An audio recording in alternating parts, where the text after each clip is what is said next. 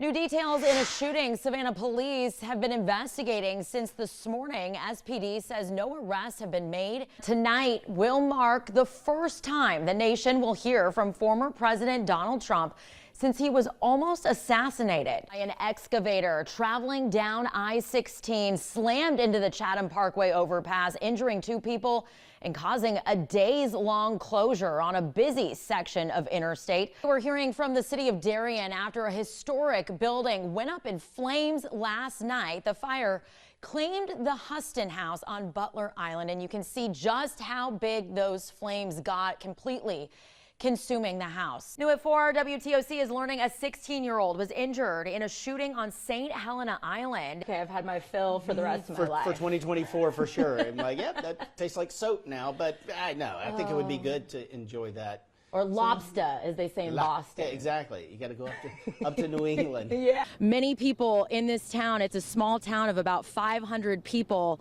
very tight-knit. A lot of them knew Jimmy Carter personally. They'd see him on the street. They'd call him Mr. Jimmy. That's how close they were with the former president. The clock is tick-tocking down for TikTok, and it faces a U.S. ban if a non-Chinese company doesn't buy it by tomorrow. That's when an extension from President Trump runs out. We were here just a few months ago. Yeah, I know. Right now, a busy intersection in downtown Savannah remains closed this afternoon. This after city officials say a large sinkhole formed in the middle of the road. You can see it right there, surrounded by those barrels. A WTOC update now on the construction of a popular gas station chain. Calling all Buc-ee's fans out there, you're going to want to hear this story.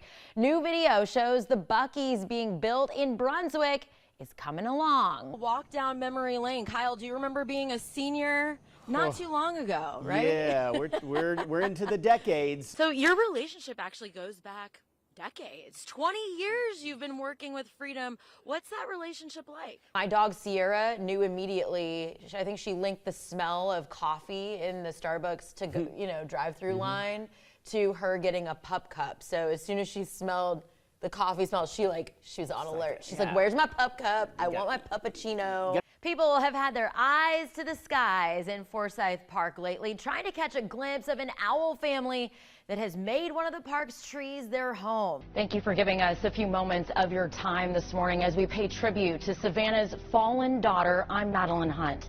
These images coming in to us live now from our crew over at the Savannah Hilton Head International Airport, where Sergeant Brianna Moffitt's body just arrived at the 165th Airlift. And you're seeing members of the community there. We're seeing members actually of Moffitt's 381st Engineering Squadron. Just a devastating situation unfolding over in Asia this morning. And look at that as we pan out.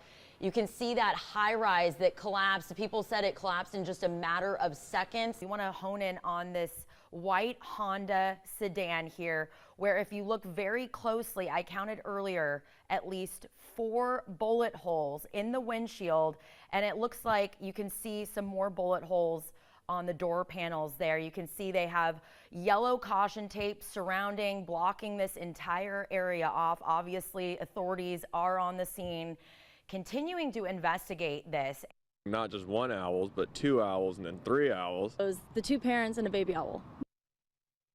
People have had their eyes to the skies in Forsyth Park lately, trying to catch a glimpse of an owl family that has made one of the park's trees their home. You may have noticed some green fencing blocking off a southern red oak tree southwest of the Forsyth Fountain.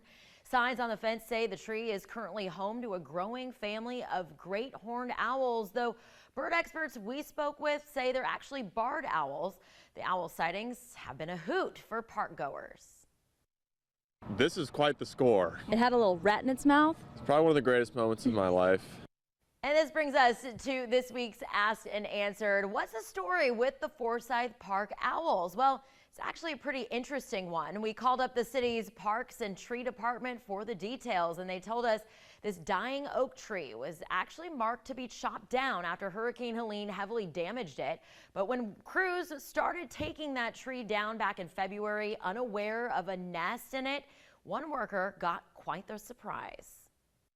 When we got near the area where the nest was, One of the owls actually came down and swooped down onto the guy that was in the bucket truck in the aerial lift removing the tree, actually scratched the top of his hard hat. So at that point they said, okay, let's think of another plan here.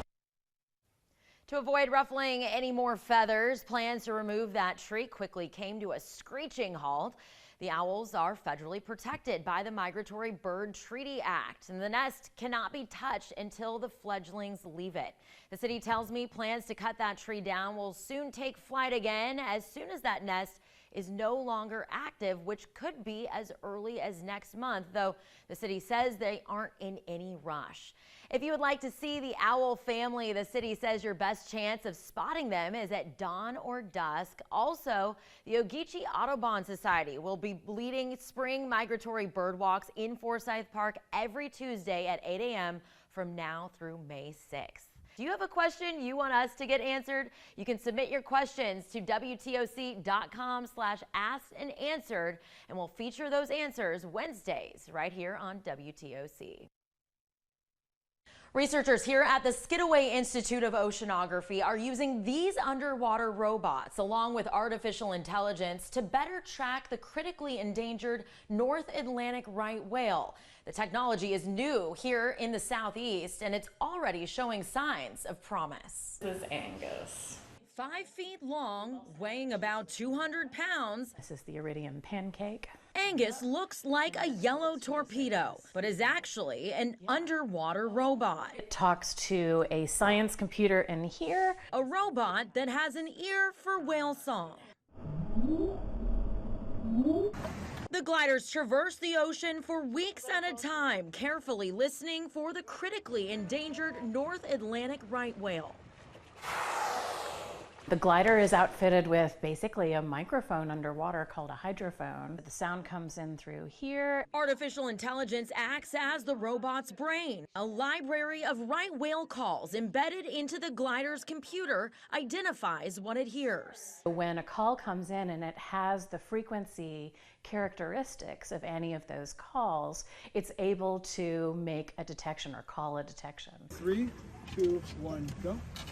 In January, Edwards, Gutbrod, and their team of graduate students made a significant breakthrough. We saw a few calls that were definitely right whale up calls. This was the first ever acoustic detection of a right whale in the Southeast U.S. Good job, guys. Being able to definitely hear right whales in real time is sort of this sense of maybe this is going to work. Conservationists say the species can only afford to lose less than 1 right whale per year to avoid extinction. So far this year, 4 North Atlantic right whales have died, all from human activities. Necropsies revealed 3 died from ship strikes, including 2 whale calves found off the coast of Georgia. The glider's real-time data could help prevent these fatal collisions. We can pinpoint that a right whale was in a specific area. Edwards and Gutbrod have recently partnered up with NOAA to start sending out real-time alerts to mariners to slow down when a glider detects a whale in high-traffic areas like the ports of Savannah and Charleston. When we make a real-time detection of a right whale, we shout about it. We want everybody to know. These going out in real time as a broadcast to mariners is a huge advance.